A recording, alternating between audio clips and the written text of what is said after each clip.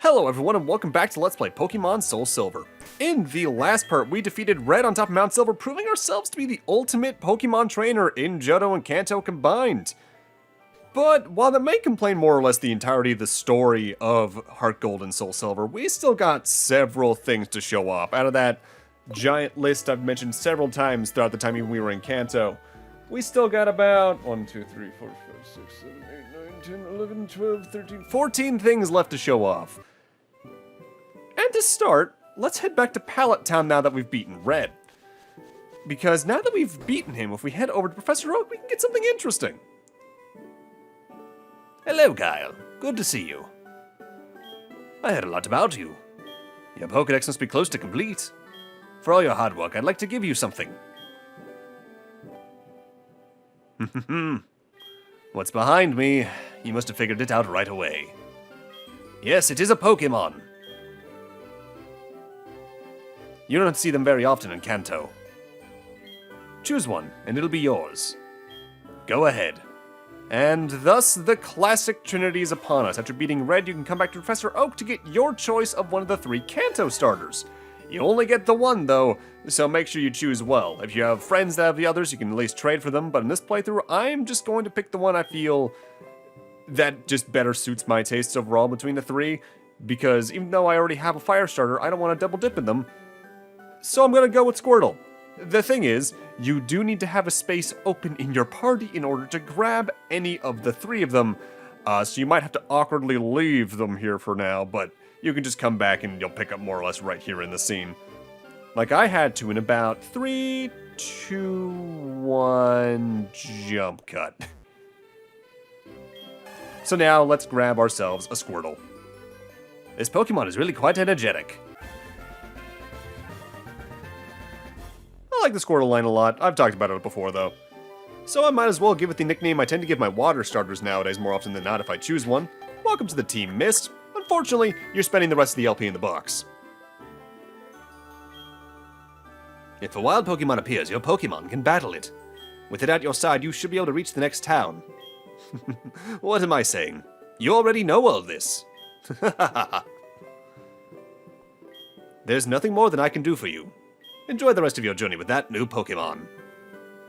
Now that we've immediately gotten ourselves our Kanto starter, we can also do something else back at Mr. Pokemon from way back when. First time we've seen him since we got the experience share, even. Hi, Kyle.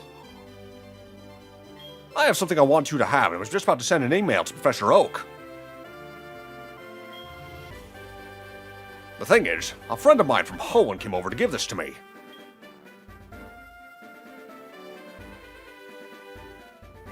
And we get the red orb. If you're playing Heart Gold, you get the blue orb. That orb has something to do with the ancient ruins located past Sheenwood City, called the Embedded Tower. Where only a handful of trainers can reach there. That's where you come in. Professor Oak thinks highly of you, and you're the proud champion after all. I'm sure you can solve the mystery of the orb and the secret of the ruins.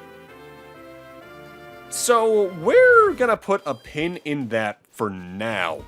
Because I want to do other things before we go do that event at the Embedded Tower. Namely, let's go check out that Battle Frontier that's been taunting us for about half the game now. No, not even, about 3/4 even. You could have entered at least this portion, I believe, before beating the game, but I don't think you can access the main frontier until after you've at least gotten the championship under your belt. Frontier access, though, you can access because there's other ways for you to get battle points, like the, what was originally the trainer school in Viridian City. The main reason you can access this area is A, for the Pokemon Center and Pokemon Mart, and B, this house, you can use those battle points that we've gotten thus far to just learn some moves, essentially. You can learn some really key moves through this.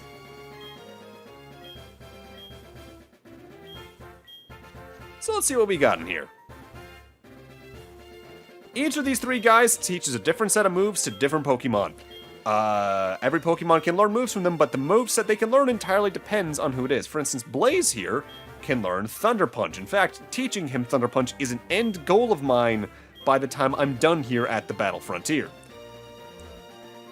The biggest difference, I believe, between the moves these people teach the Pokemon in question is usually between cost and type, I think? Like, some of them teach types that are less common for that Pokemon to learn. Others teach sort of like, not hidden moves, but moves that are rather key for certain playstyles, like Thunder Punch, for instance, on a fire starter. There, arguably, we're going to be spending most of your battle points, barring actually within the Battle Frontier. Because I think the moves you get from them are generally more worth it. With that said, after I've used the Pokemon Center really quick, let's take a look at what the Battle Frontier really is. Welcome to the Battle Frontier. This is your first visit? Right this way, please. Our other staff will be pleased to explain how the individual facilities of the Battle Frontier operate. I can go over general topics. Do you have any questions? Sure. The Battle Frontier has 5 facilities dedicated to battling. At the Battle Tower, the objective is to beat 7 trainers in a row. At Battle Hall, you may keep battle records of individual Pokemon. At the Battle Factory, you must win consecutive battles with rentals. The Battle Castle forces trainers to manage castle points to advance. And finally, the Battle Arcade is where random luck triggers events. You can try any of these facilities.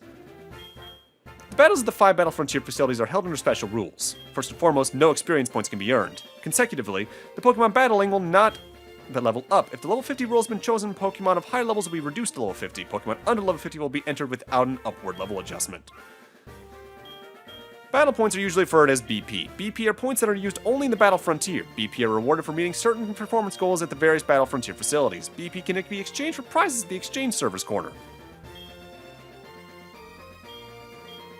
The Exchange Service Corner is comprised of 2 tents straight ahead past here. There you may exchange your BP for a wide variety of prizes. Please do visit it. The performance monitor shows trainer data such as the previous record and the best record to date. You'll find one near the reception counter in each facility. So, the Battle Frontier, in a way, is sort of Pokemon Score Attack, where you choose your Pokemon and set them up as best you can and try for a high score in each of the 5 facilities. And there is a reward for doing this in the vein of a Pokemon badge of sorts we'll get into next part. This is also sort of a way to get into competitive battling because some of the moves and items you can buy here via BP are useful in competitive circumstances. Be it items that you're putting in to have the Pokemon hold, moves that are rarer to find in TM form, things of that general nature. We're mostly going to be covering the brass tacks of the Battle Frontier here, such as the main mechanics of each of the 5 facilities, as well as the boss fights, quote-unquote, at the end goal of them, sort of.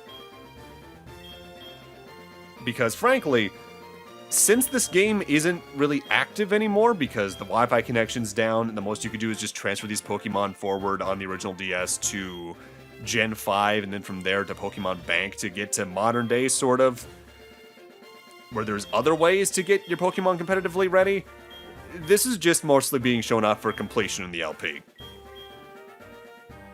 If this was maybe an active game at the time I was recording it, I probably would go all the way with it. But nowadays, just don't care to, overall. We are going to be going through the Battle Frontier facilities in a clockwise motion, starting at the Battle Castle on the bottom left, though. And I should note, this version of the Battle Frontier is present in Gen 4, period. This is also the same one you'll find in Diamond, Pearl, and Platinum. Generation 3 had its own Battle Frontier with different setups and slightly different mechanics going around. The most consistent thing is the Battle Tower on the top, which has been present, I think, since the original Generation 2. In fact, that's where this was in the original Generation 2. Oh, there's also a lottery cards you can do here at the main Battle Frontier. You can get some notable things out of this. Namely, just about every type of rare berry. By matching up the Pokemon in question, but it's entirely random. It's like it's a lottery scratch ticket. Ditto apply to be basically whatever Pokemon you're trying to match up with.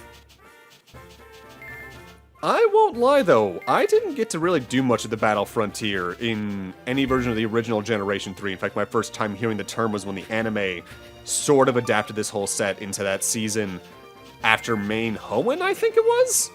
Which had a really good theme song.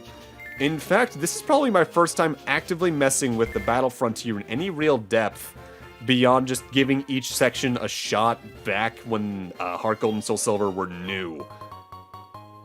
Because I only really cared about main campaign then, and as you can see based off my commentary throughout this LP, that's more or less still where I stand, barring maybe going, alright, I'll complete the regionals decks. That's about it. I just had to edit out all of a sudden 40 seconds of me standing still there that I didn't catch in the first editing pass. Whoops. With that said, let's go take care of the Battle Castle, arguably the most complex facility out of the 5. Every single facility does have some NPCs in the main lobby to sort of give you hints on the main systems in play in that particular facility, so I'd recommend talking to them if you're really looking into getting into the Battle Frontier stuff, but I'm going to try my best to go over the brass tacks of it as we go through. Whenever you're ready, talk to either the lady in green or the lady in red over there on the left to start off. One of them is for single player, the other is for multiplayer, because you could do some form of Battle Frontier in multiplayer, but since I never did that, I'm actually unsure how that works. You can also select some rule sets to start at the beginning of more or less every single challenge here in the Battle Frontier, usually between just the standard level 50 singles or doubles. Doubles is generally what the game's more balanced around, but I'm going with singles because it's easier for me to play that way. For the Battle Castle, you get to select 3 Pokemon out of your team and which order they go in. I tend to start off my Battle Frontier stuff in this playthrough with my Vaporeon, then go into my Gengar or Typhlosion, and then the opposite one of the 2 I just mentioned. As in general, their speed and stats are probably going to help me the best. And then you're prompted to save because, since this is technically multiplayer stuff, they don't want anything getting potentially corrupted or lost. Plus, you could easily save Scum and Cheese it, and that just wouldn't be fair, right?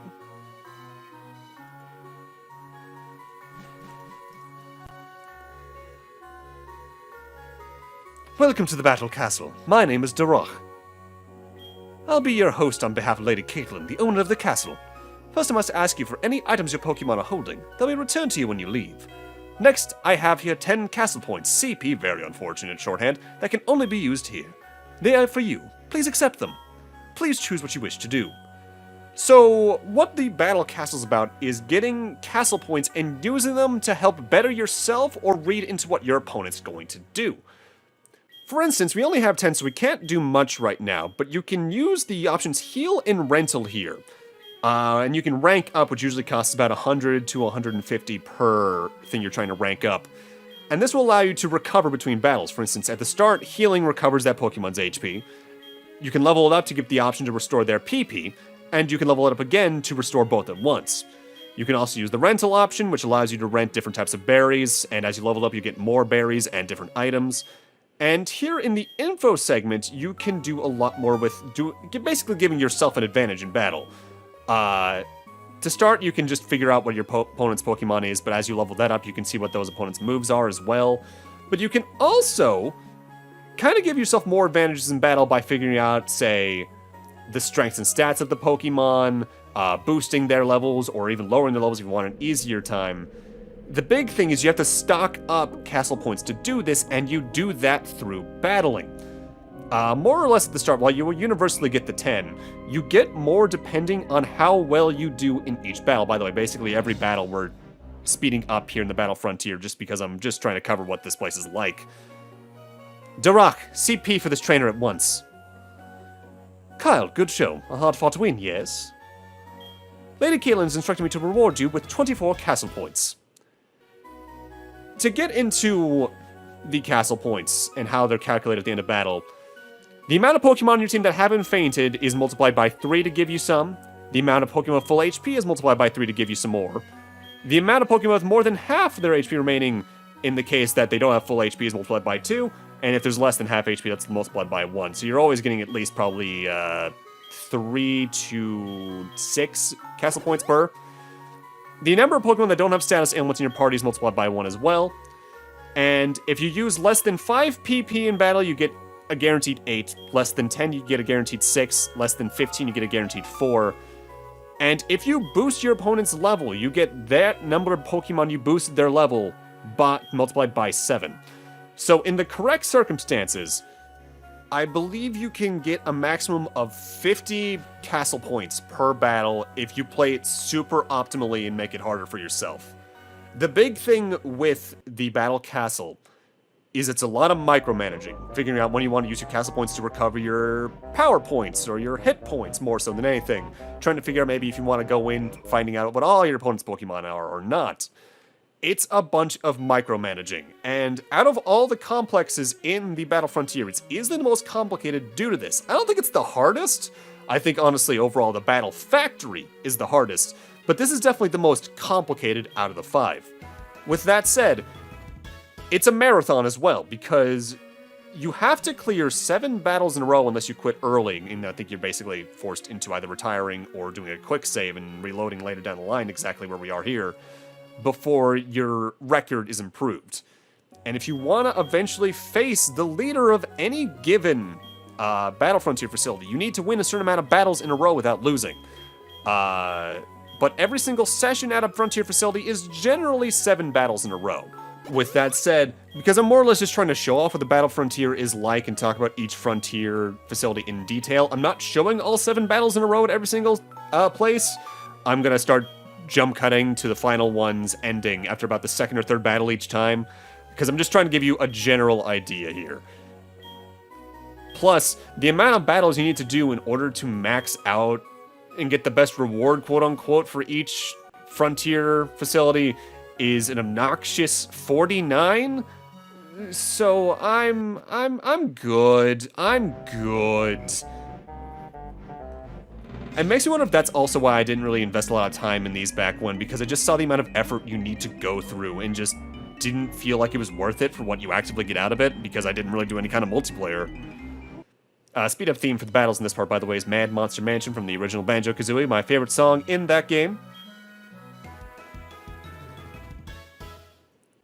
The thing to note as well about every single Frontier facility is that as you win more battles, the challenge isn't just keeping yourself alive, it is actively contending against harder and harder trainers. If memory serves from reading something along the lines before doing this recording, there's about 300 different trainers you can run into that have different types of Pokemon they can have, and they actively do get harder the more wins in a row you have at any given facility.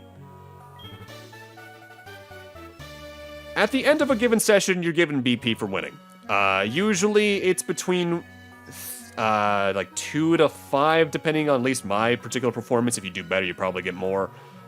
So grinding up for the amount you need at any of the tents or even the house to learn the moves outside the Battle Frontier is notably high. But this is sort of Pokemon's endgame. You're meant to just fight and fight and fight until you get your team pitch perfect for competing against other players, just about. For now, let's actively head to my favorite of the Frontier facilities. This is the Battle Hall, because the Battle Castle takes way too much brainpower for me. The main reason for that is it's probably the most unique out of all the Battle Frontier facilities, for one thing. At all the other 4, you're choosing either 3 or 4 Pokemon depending on if you're playing singles or doubles, and just go from there. And they're all reduced to level 50. Here at the Battle Hall, you're either choosing 1 or 2 Pokemon depending if you're doing singles or doubles, and they're being entered at their base level. This is the only one that doesn't have the level 50 rule going on, so me entering Chris here will enter him as a level 78 Vaporeon. And the main reason I'm choosing Vaporeon here, by the way, is because it's mono-type, so I have fewer weaknesses to worry about in this specific case, at least. And I just can't deny using that HP and defense stats.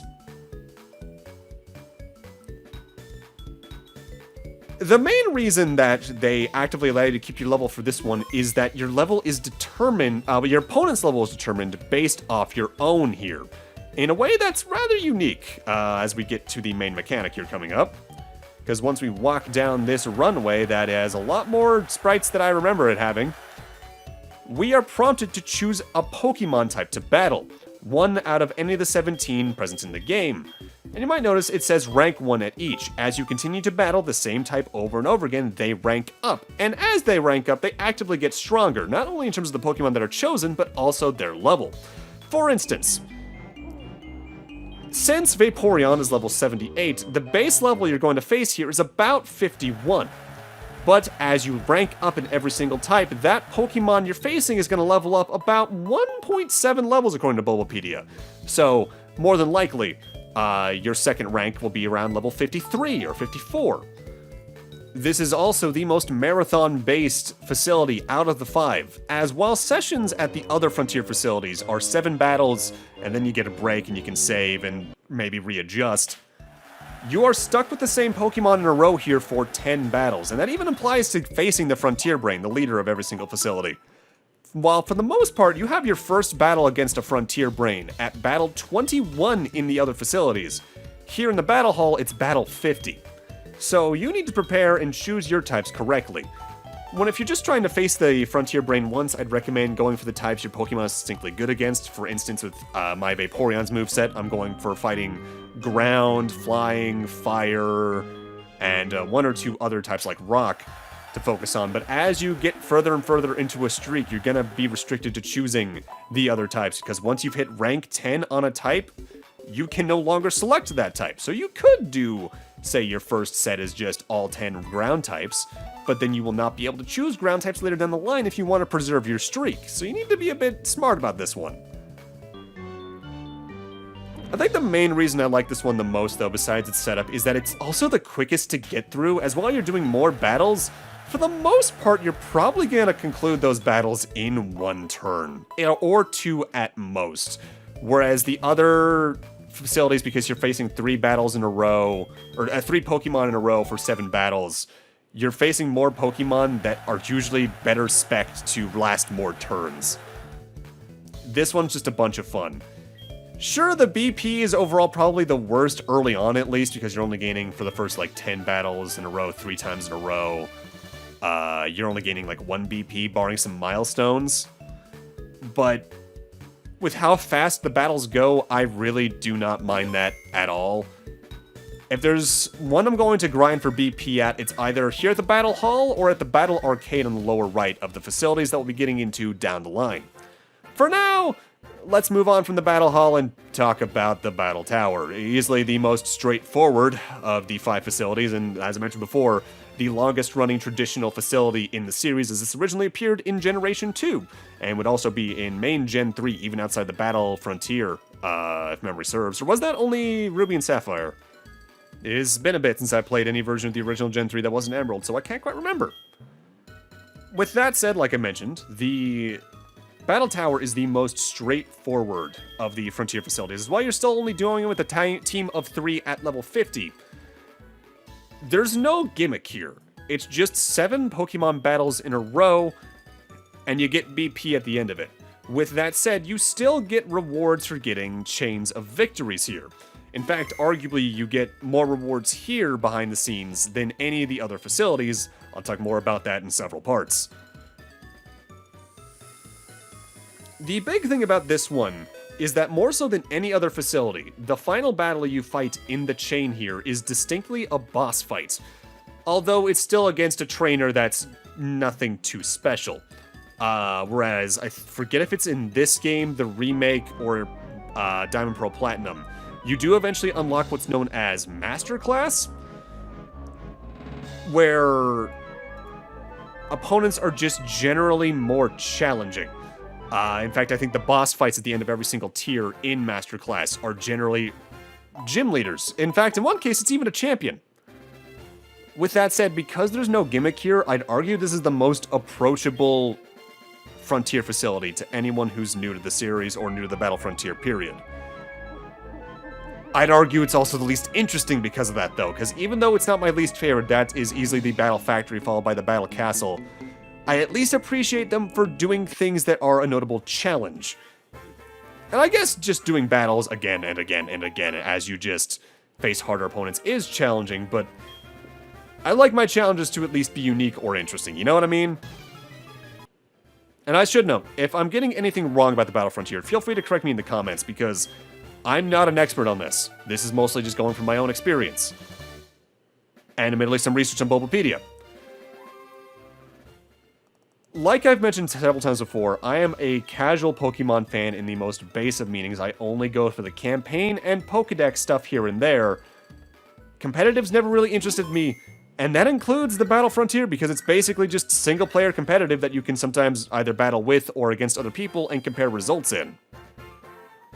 With the Battle Tower out of the way, though, let's talk about the Battle Factory. My least favorite out of the set, bar none. I should note, by the way, because I forgot to mention this thus far, there are some Pokemon that just cannot participate in the Battle Frontier period, usually related to legendary Pokemon like Mews, Mewtwo's, things like that, because they don't want you using Ubers, essentially. So the Battle Factory is unique in that this is the only challenge out of the set that you don't use your own Pokemon in. You are given rental Pokemon to choose from and then go from there. Which means this is both one that's very easy to get into because you don't need to set up your own team for, but it's also probably the least predictable because you don't know which Pokemon you're going to get. On top of that, you're given some readouts on what's coming up ahead of you every single time. Let's just get more into choosing our Pokemon here, though.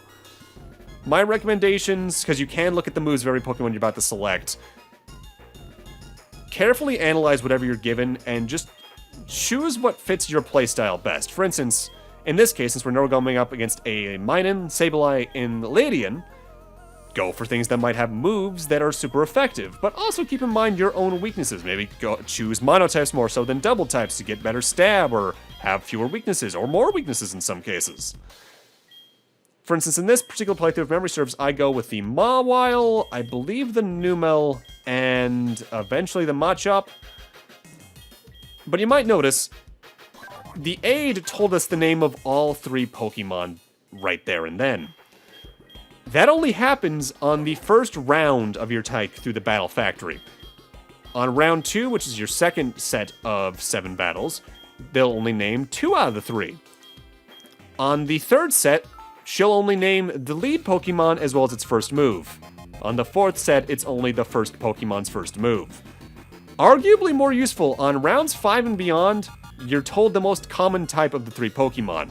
I forget if that is with their main typings or their move typings, though, because I seldom go beyond even just round 5 the first time.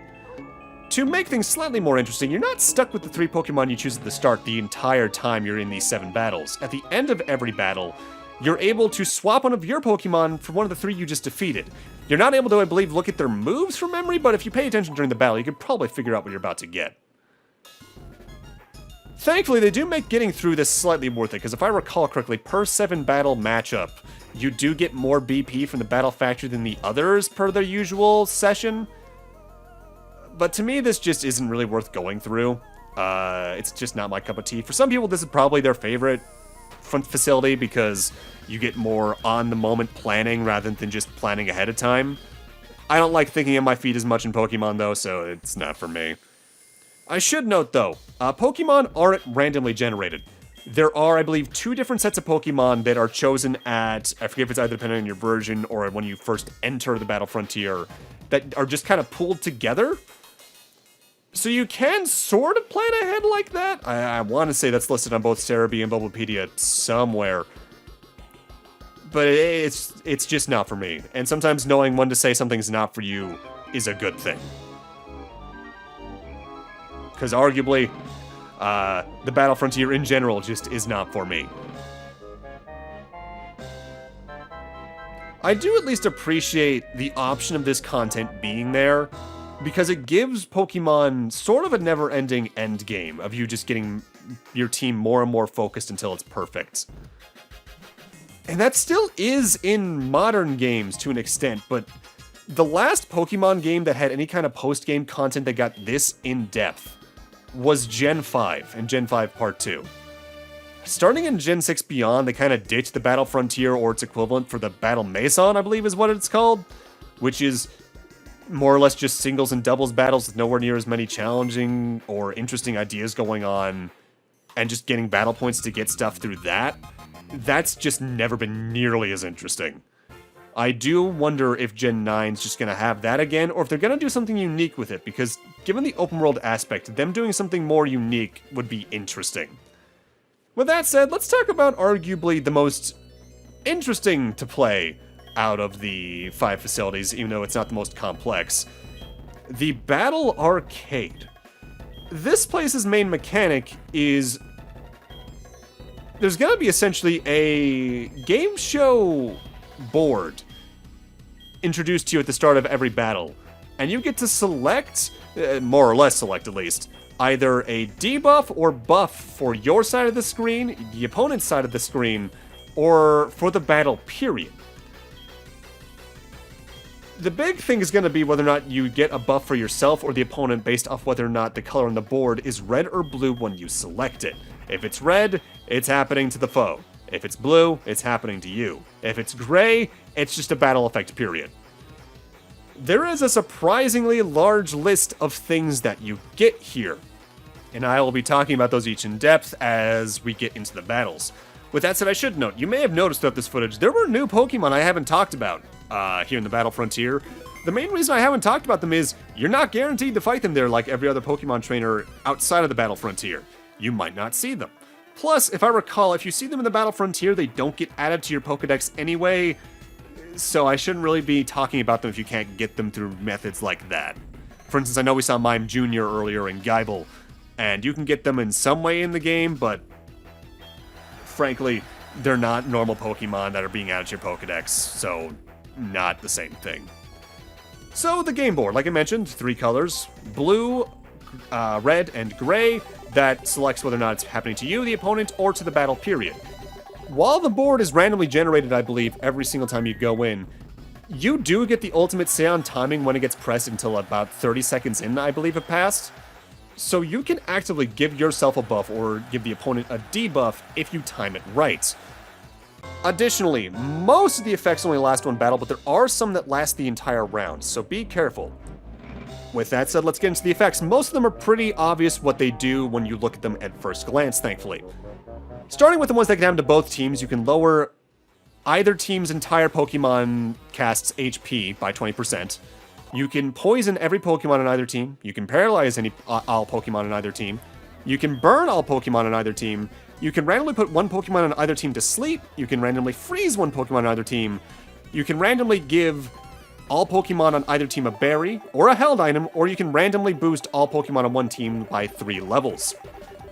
As for the gray effects, this is where you get into more just battle effects, period. For instance, you can just cause sunny weather to happen, rainy weather to happen, sandstorm weather to happen, hail weather to happen, fog to happen, trick room conditions to happen, which is very random to get, but very interesting if it happens. You can swap Pokemon entirely with your foe's team, so you can randomly use the bad team, so be careful with that one especially. You can just randomly get a bonus of 1 or 3 BP and then just go right into the battle. You can skip the battle period, or you can have no event happen. But then there's the last 3, which are arguably either the most or least useful. You can increase the speed that the roulette changes, you can decrease the speed the roulette changes, or, most annoyingly, you may have noticed the roulette proceeds from left to right, top to bottom. You can just make it go from random place to place with one of the events, and if you get that, good luck, because any kind of strategy you could have with the Battle Arcade just gets thrown out of the window at that very point. But with that, I'm gonna need to end this off here. Thank you guys for watching, and in part 40, we're gonna spend some more time here at the Battle Frontier, namely just showing off the Frontier Brains, before moving on to our next topic du jour. See you guys then.